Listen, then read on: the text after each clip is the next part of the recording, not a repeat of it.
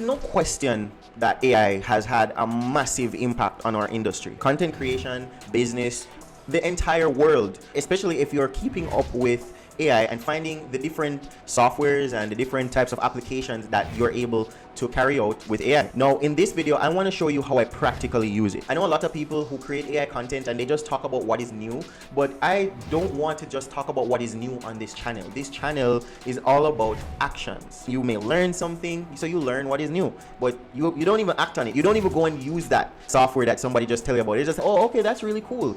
Boom, that's it. Never to hear you talk about it again forever. The first obvious one that I use is ChatGPT, and I use it for scripting. I have a client that we create a lot of content for him, and he likes to script out his content. He loves to read because he's good at that, and he's been doing media for a very long time. So he likes when his words are scripted out. He's just more professional at it than I am. As well as I've never been able to script the type of videos that he was able to do. For years we were working together. I've always been in an awe because of that. But the main reason why he was also able to do that is because of his knowledge in his industry. He understood so much, and it's not just about talking about the technical facets of your industry. It's also about the angle and the perspective in which you take, the way in which you judge that information, your opinion on that information, the impacts of that information. So I took a ton of his scripts. You don't even have to take a ton. You could probably take 5 of your client's scripts, and then you ask ChatGPT, hey, I'm trying to help my client to script content in a better way.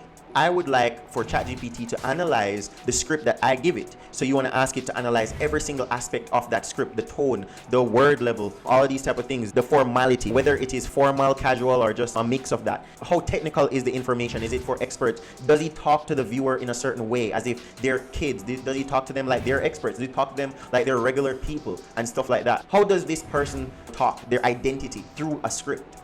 And you ask it to analyze that script and try to understand all of these things, and then it will do that. But then this is where a lot of people stop. I then say, okay, here's another script, because I want fidelity. I want to make sure that when I ask it to write a script again, it actually do it to a really high degree, really close in comparison to something my client would possibly say about this specific product or whatever.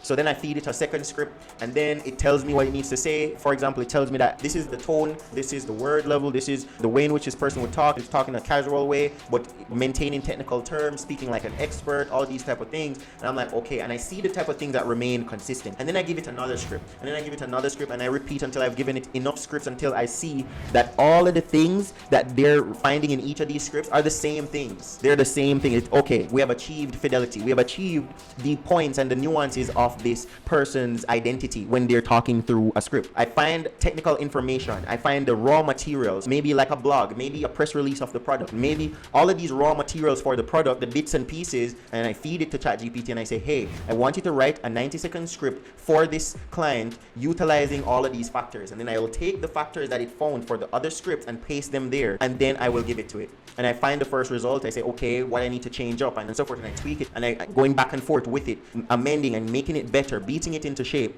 and then I'll take that finished product to my client.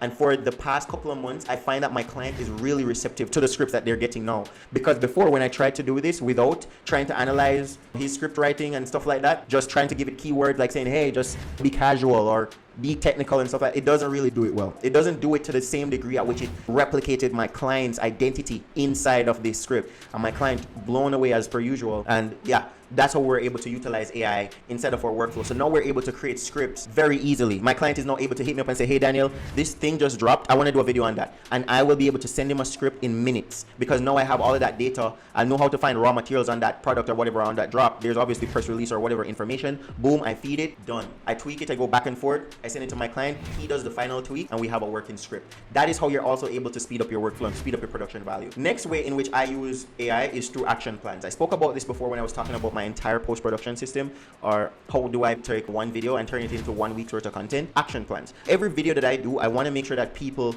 are able to learn something, but I also want them to act. Action is the actual moving of the lever. So I want to summarize all of what I'm saying and tell them, hey, these are the actions that you need to take from what I'm saying. What I do, after I get a transcript of my video and all of the things that I've said in my video, I will then break up my transcript to make sure that each paragraph has its own topic. I created a prompt that will analyze my script, and for each topic, it will create 6 slides. And for each slide, these are the things that I want it to say. I want my first slide to be a title page. I want it to be something that is curiosity driven. I want it to bring people in. I want it to be a maximum of 3 words. I want slide 2 to be the first actionable step that somebody is able to take utilizing the content that I wrote about. I want my third slide, however, to be a statistic slide, because every single thing that I speak about is factual, and I want people to back that up in statistics. So I'll bring in a statistic that corroborates what I'm saying, letting people know, hey, content creators who make video content XYZ, and state the source so that people are able to go and research what I just said or what ChatGPT just said and make sure that it is accurate information. Accurate information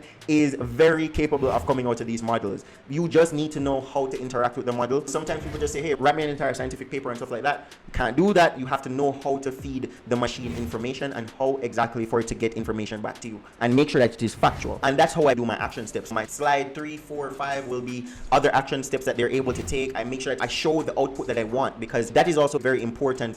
Utilizing ChatGPT is to show it exactly what you want to get out of it. That will also reduce the back and forth just from your initial prompt. And then my final slide will be a challenge. I like to challenge people and say, all right, you know what? Yeah, so you need to be consistent. You need to be posting very frequently. Sure, I told them that's the action step. I tell them a statistic. Okay, scientists say, oh, boom, research has shown, boom. But in my last step, I challenge them something. I want them to go above and beyond and put something like a North Star. Make sure that you record 100 videos this month. Do something that is remarkable, that is a challenge for them. Also in my action slide, the third point here is voiceovers. I use 11 labs. Now, the script that ChatGPT would create for me for my actionable steps, I then take those and put them into 11 labs. I use the voice that I want to use for that specific voiceover and then have it generated for me. The voiceover quality that I found on 11 labs is superior to all of the voice training models that I've seen. I haven't tried everything out there, so don't think that I'm saying it's the best, but it's the best based on my research. But 11 labs is really good. I also saw the true superiority of 11 labs when I wanted to clone my client's voice. My client has a very busy schedule. I still have to hold my client accountable to our content creation goals that we set. The way in which we did that was to clone his voice. And the only AI model that was able to do a really good clone, like maybe 96%, hey, that's my client. 11 labs were able to do that and do a really good job of that for us. So once I saw that, I just stuck with 11 labs ever since, and it has never really let me down, to be honest. You can try it. I think for the first month it's $1, and then the month after that is $5. So maybe pay $1, man. And I use it for multiple different things in my business. The next one is thumbnails. Now, obviously, everybody who is using AI, I'm going to talk about Midjourney. Midjourney is pretty cool. I've been using Midjourney ever since release, and I've been learning about it, training, and getting to understand it, because I believe that when a new tool comes out, it is my responsibility to learn about it. I like these things. I love learning. Learning is not something that people should shy away from. If you learn, you will always benefit, bro. When you ingest new information, you're not just adding new information, you're multiplying all of the knowledge that is within your brain. You're becoming smarter, and you're able to plot new possibilities and new horizons for yourself. But for me, as somebody who knows a ton about design, I know a lot about design. When I saw Midjourney, I was able to quickly realize, wow, a lot of people are saying this is going to replace designers. No, the designers are going to get a ton more power, because designers understand the nuances of filmmaking.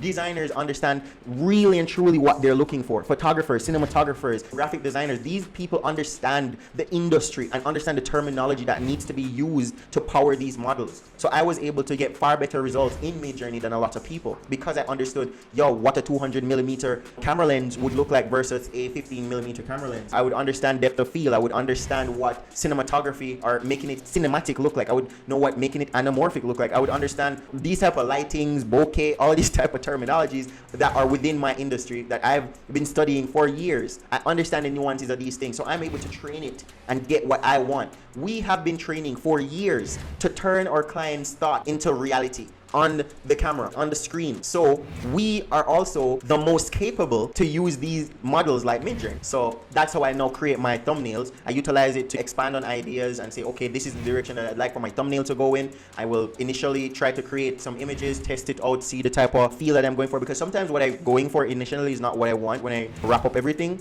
So you're able to do a lot of testing. The pricing is also pretty affordable on Midjourney. I also think that you can interact with the model for free, but I think it's pretty limited since it's so popular now. now. It's very hard to do that, I think. But I know I pay for it now, so because it's worth it. I use it for my thumbnails as like the background or setting the scene for my thumbnails, and then I'll add glowing text and some framing issues, maybe some lighting issues to make sure that my text is popping out the right way and so forth. The next practical way that I use AI is through Descript. It's a very popular software if you've never heard of it. Descript is an amazing software. I'm recording this video now. I'll take the video and I'll put it inside of Descript. Once it is uploaded into Descript, they'll also convert all of what you're saying into words. So now you're editing a video by editing a Word document. You're able to edit audio by just editing a Word document, which I'd assume the layman is able to do. We all know Microsoft Word and stuff like that. They have tons of other AI features in there that are also able to pick up filler words. They're able to pick up on your word gaps, and they're also able to use AI to enhance your speech and your voice to make sure that it sounds like you were recording your video in a studio setting where there's no background audio and you're using professional microphone, maybe sound paddings on the wall and stuff like that. It sounds really posh, really good sound editing and sound cleanup for AI. I know that Adobe have one just like it, and I know that one is also free. The reason why I don't really use that one, because remember, this is practical, is because you're unable to control it. The control that you're able to have with the one inside of Descript is far superior to the one that you have with Adobe. I think you have to pay for that one, and I'm already paying for Descript that has a similar feature, so I'm good. You know what I mean? I'm not gonna be paying another. Yeah, I don't think it's even superior. I've done cleanups with both of them, and the results sound very similar. Yeah, I just use the one in Descript, and I'm able to control the amount of studio sound enhancement that I want to add to it, and to remove some artifacts and stuff like that, and get a better tone. The next one that I use in my closed captions, so the captions that you're seeing on your screen now, I use the app Captions. Really good software, really good. My client was the first person who showed it to me when it first came out, and I was very skeptical about it. This was before AI, this was before ChatGPT was popular. I was really not into it because we were doing this type of caption manually. We would get a script from the client of what he's saying.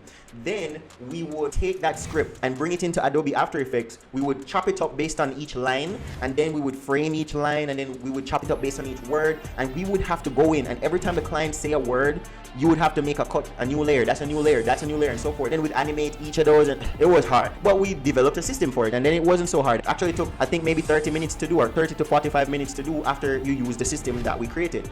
But then we started doing a lot of work, and then I was like, all right, now we have to probably go check out that app now. And I think also Captions, the app itself, they realized that they had to make a lot of improvements and make it better. So when I saw that it was that type of app, I said, okay, maybe it is worth the investment, because when you invest in something, you want to make sure that it's continuously being improved, the iteration on iteration and getting better. And they did that. Now it's really worth it, worth every penny that I spend on that app. I render our audio in a video format, so it's a black video with just audio, and I will import that and it will do its captions. I'll change the color that I want or whatever, make sure none of the words are cut off, export, bring it into my project, and remove the black background, add some glows to it, and position it inside of my videos. And that's how I do my captions. But the entire thing is powered through AI. Yeah, really powerful stuff. And they also have a lot of other features inside the captions that is really powerful. Like, for example, they have a background audio one where you are able to create background audio based on moods. You can choose your audio based on genre, mood, environment, tons of different things. So let's say maybe you're just looking for a dubstep type of thing or a gaming type of beat.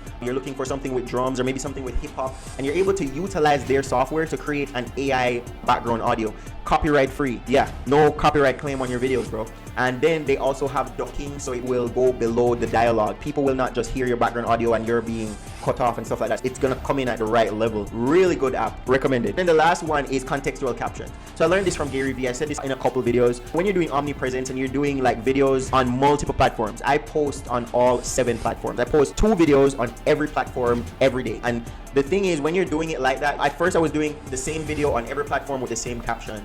Then I started improving my captions with ChatGPT, and then I'd still use that same caption on all 7 platforms. But then I was watching Gary Vee, and he said that is not the best strategy. You need to personalize your content for each platform. You need to change up the video, and you need to change up your captions for every single platform, because each platform have different requirements, a different culture, a different way of life that the people on that platform live, and you have to match it so that you're able to work with the algorithm and help your audience to find you much quicker. But obviously, think about it. If you're posting 7 videos per day, that's 7 is 49, man. Come on, that's 49 videos you'd have to be altering individually per week. I don't have that type of time in my system, so I use the same video, but I change up my captions. I make them contextual. I wrote a prompt that will analyze the needs for each of the 7 platforms that I post on, and then it will analyze my script to create captions for each platform for that same script. and make it, feel different and, a different type of energy, a different type of casualness, different level of professionalism for each different platform. I don't have the same type of casual caption on LinkedIn that I would probably have for TikTok. It's a different type of demographic that would, they just interact with information differently. So that's how I do it. And I use ChatGPT for the entire thing. You've seen the prompt, I'm showing it on screen. You guys have to let me know if you find this valuable, so I could possibly make a ChatGPT video to show you how to like really maximize the use of this software, because as a people, we're very obsessed with what is new, when things that are great are just sitting there not being utilized because it's not new. So these things, they have to always be trying to find a new edge to be new again and be fresh. But you could do so much with things that are already great. I think that to be a professional, you just do the basics and do them consistently, and you'll become a professional. You'll be a pro just doing the basics. That's how I view it. Let me know if you guys enjoy this. I have other AI softwares that I use because I'm very into the AI space. I just don't necessarily show it on my channel. But let me know if you guys want to see more stuff like that. Peace.